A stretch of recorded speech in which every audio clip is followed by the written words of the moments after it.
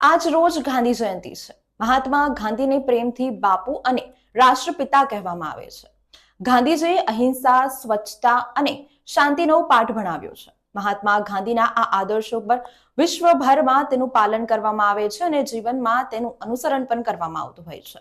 ત્યારે વડોદરા શહેરમાં ભારતીય જનતા પાર્ટીના માર્ગદર્શન હેઠળ અનુસૂચિત જાતિ મોરચા દ્વારા જુબેલી બાગ અને ગાંધીનગર ગૃહ ખાતે સફાઈ અભિયાન હાથ ધરવામાં આવ્યું હતું, જેમાં પૂર્વ ડેપ્યુટી મેયર નંદા જોશી, સ્થાનિક નગરસેવકો અને કાર્યકર્તાઓ સફાઈ અભિયાનમાં જોડાયા હતા।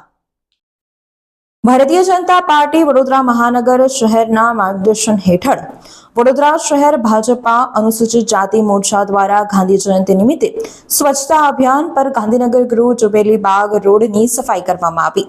2 ઓક્ટોબર એટલે ગાંધી જયંતિ।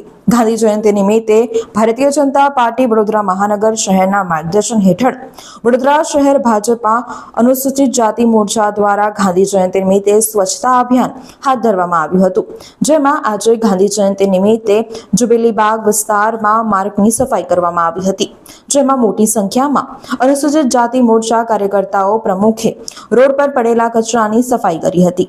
આ કાર્યક્રમમાં નગરસેવકો, પૂર્વ ડેપ્યુટી મેયર નંદાબેન જોશી સાથે સફાઈ સેવકો અને સ્થાનિક નગરસેવકો ઉપસ્થિત રહ્યા હતા અને સફાઈ કરી હતી। આજે આપણા રાષ્ટ્રપિતા પૂજ્ય મહાત્મા ગાંધી બાપુની જન્મજયંતિ હોય એટલે ભારતીય જનતા પાર્ટી દ્વારા અનુસૂચિત જાતિ મોરચા દ્વારા આજે ગાંધીનગર ગૃહ ખાતે સ્વચ્છતા અભિયાનનો કાર્યક્રમ કરવામાં આવ્યો છે।